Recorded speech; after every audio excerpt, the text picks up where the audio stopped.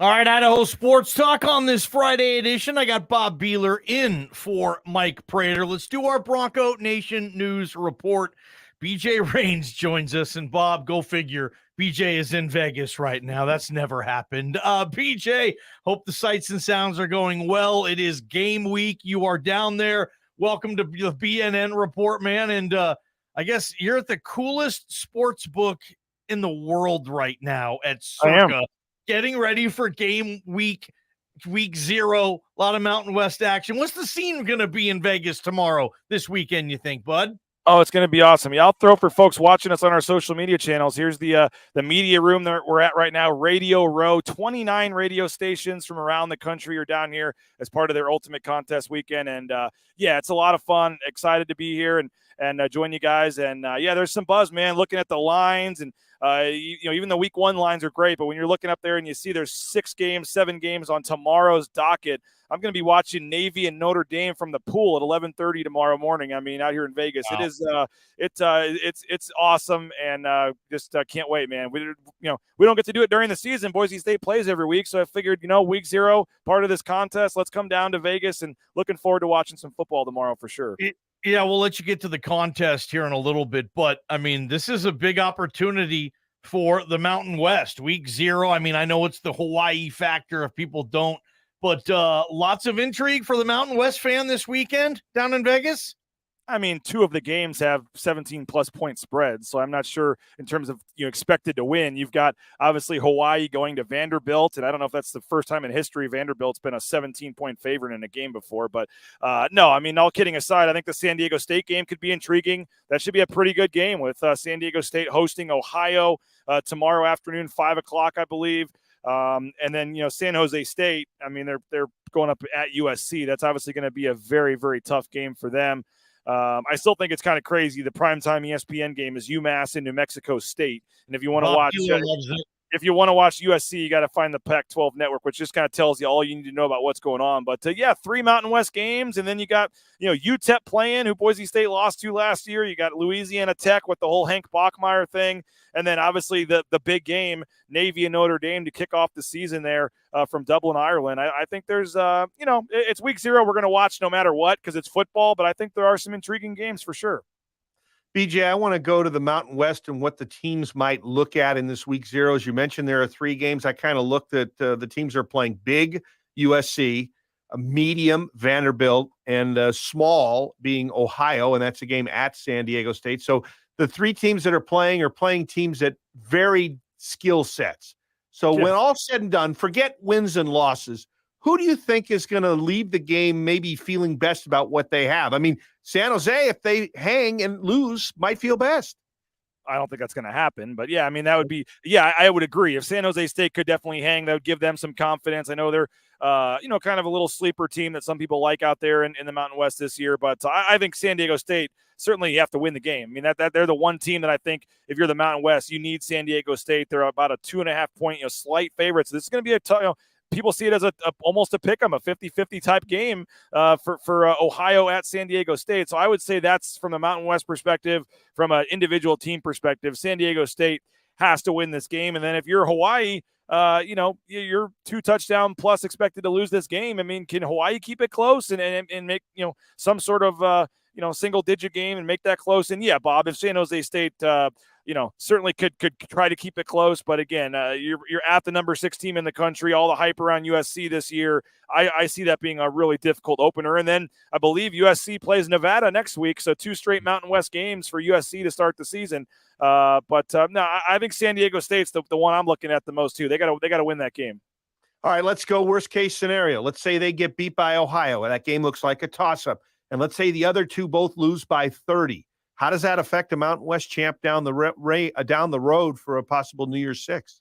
I mean, there's just so many more games because what happens the next week if Nevada beats USC or whatever? I mean, there's just so many things that can happen, as you guys know. So to say that if the Mountain West goes 0-3 this weekend, that they're done, I think is probably not a fair statement. But every game counts. Every game matters. I sound like Jeremiah Dickey, but I mean, it does. I mean, they look at those comparable conferences, and a lot of people like Toledo in the MAC. And so if Ohio comes in and beats San Diego State, and Toledo runs the table or has a good season, and they're fighting with a Boise Boise State or somebody at the end for that spot. I mean, comparable conferences, comparable games matter. Like I said, I don't think you're expected to win either of the USC or Vanderbilt tilts. And so if you can, but the one you can't afford to lose if you're the Mountain West is San Diego State. That would be a rough go, because let's be honest, just in general, non-conference, I know especially against Power Fives, have not been great for the Mountain West in recent years. I know Ohio's not Power Five, but in terms of a 50-50 type game, those are the kind of games the Mountain West needs to win. At home, Ohio coming out to your spot. I mean, let's not kid ourselves here. This is Ohio, not Ohio State. Like, you got to win. You got to win this game if you're San Diego State, and I think that would help get the Mountain West off on the right foot. I'm with you, BJ. And Frank Solich isn't even walking through that door anymore. I mean, their legendary coach is living in Boise right now. Hopefully he's watching this interview on BNN or KTIK right now. We're with BJ Rains for our weekly Bronco Nation news report on Fridays. He is live from Circa at Radio Row. What a cool opportunity. They got some big contests we're going to talk about in a second. But BJ, I wanted to get your thoughts on the realignment. And I know this is kind of a buzzkill conversation right now. We'll get back to Boise State, Washington, but just kind of the latest. We know Gloria Navarez is in Pullman or was in Pullman. We were expecting her maybe to be in Corvallis. Mike Oresco has already said he wants to talk with both Washington State and Oregon, too, about possible acceptance or a bid into the American Conference. BJ, from what you know now, are you expecting Washington State and Oregon State this time next year to be playing in the Mountain West?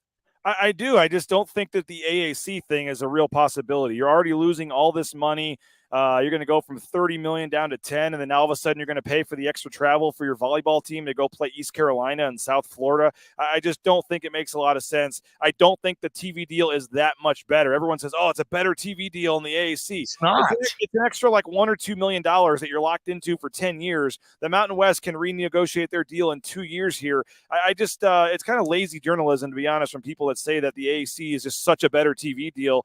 It really is not that much better when you fast forward 2 or 3 years. And so I don't think that Washington State and Oregon State have anywhere to go. I don't think they have any leverage. I think it just makes perfect sense. And I think that, yes, they're going to end up in the Mountain West here at some point. And I'll be very curious to see if that presentation that Gloria Navarez made yesterday included any kind of sweetheart deal a la Boise State's extra deal. I don't think it should. I've said it. I don't think they have anywhere to go. They have no leverage. I wouldn't give Washington State or Oregon State an extra penny. But if they're trying to flirt with the AAC to try to, make their case a little stronger for the Mountain West, to throw a little extra money their way, maybe they do. And if you're Wyoming, if you're some of these schools, New Mexico, where you're just happy to be in the Mountain West and get the money you do because you got nowhere to go, maybe you agree to it and throw them a little extra money. But I think it's going to happen. I think it's at some point. I just don't see the AAC being a real possibility for them. Maybe I'm wrong, and they'll announce here in an hour they're going to the AAC. But I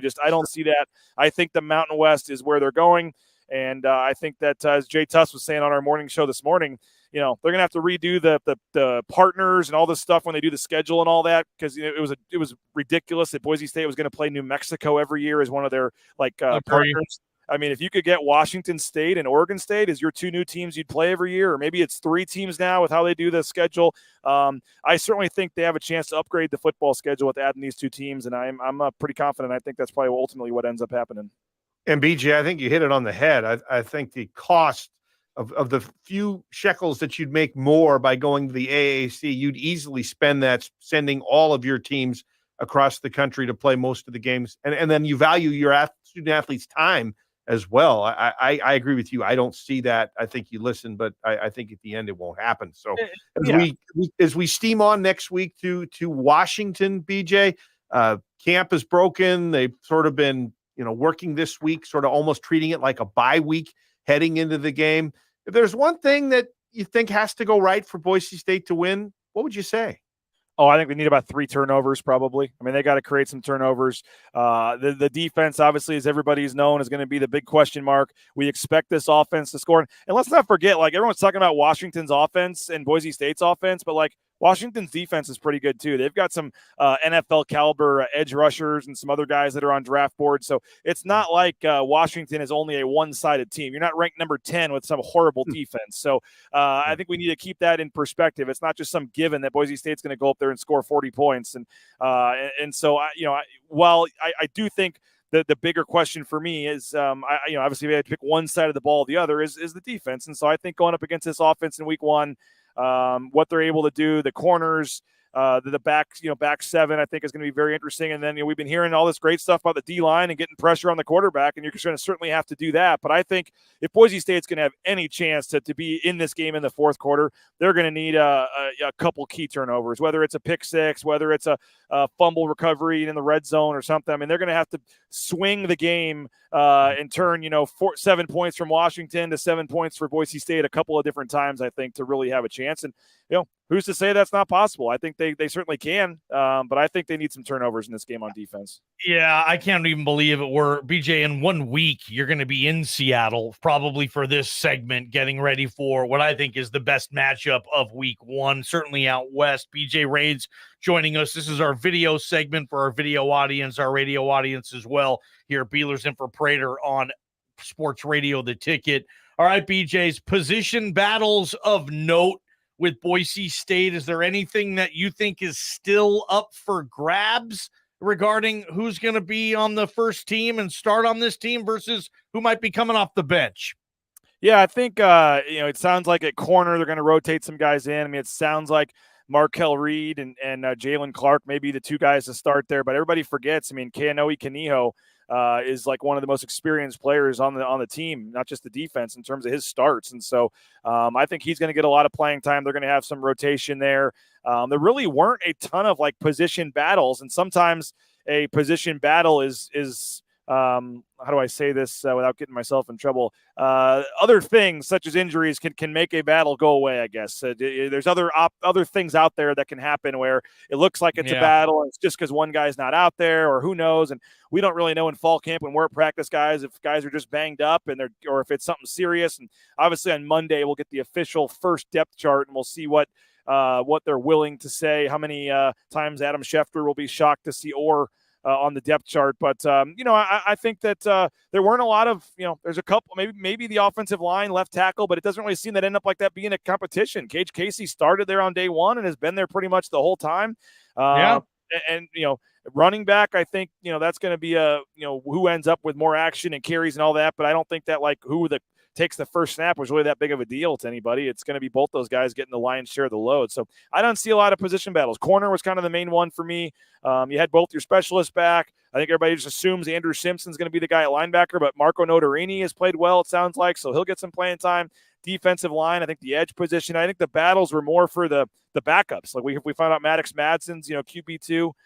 There were a lot of battles for the number 2 on the depth chart, but I think there was not a lot of intrigue. Maybe, Bob, as far as I can remember in the last decade here, maybe as little intrigue as there was no QB battle. There was no, big battle at running back or receiver. I mean, we're talking the two corners, like were the only real, there just wasn't a lot of intrigue. I felt pretty good and could have probably at least given you the starters, maybe not the whole too deep, but I think all of us could have put a depth chart together before camp that's going to look fairly close to what it ends up being. What's going on at Circa, BJ? What we got? Just excited to be down here for the contest weekend. If you're watching on TV here, you are on the stream online, you can see it. 29 radio stations and podcasts from around the country are here. I see 670 The Score in Chicago and a Houston station, St. Louis, all over the country. And we just appreciative of our partnership with Circa Resort and Casino here with Bronco Nation News. We were down here in this very room 3 weeks ago for Mountain West Media Days, and they were having some events with their Ultimate Contest weekend. They had a little meet and greet with the owners last night. They're doing an event today out at the pool. And then I mentioned all the football games tomorrow. So they're signing people up for their contest, and it's a lot of fun. Happy to be a part of it. And we'll see what happens. I think we're trying to get KTIK a little more involved with Circa as well. And we're going to put the pressure on you guys, try to get you back down here for the conference basketball tournament if we can, maybe do some things here. But, and guys, I'll just throw this out there, talking to some of the folks here at Circa. Let's just say Mountain West Media Days, the Mountain West relationship with Circa Resort and Casino was not a one-year thing. So I think at a minimum, we'll be seeing you guys back down here next July for Media Days. Hey, BJ, take care of yourself down there. We're envious. Bronco Nation News Report, BJ Rains, live from Circa Resort and Casino in fabulous Las Vegas. It's the best sports book on planet Earth as far as I'm concerned. BJ, be careful, man. We'll see you Monday for the 9 a.m. hit and then the Andy Avalos presser. It's crazy game week is here, and excited to talk real football with you guys. Appreciate it. Great stuff, BJ.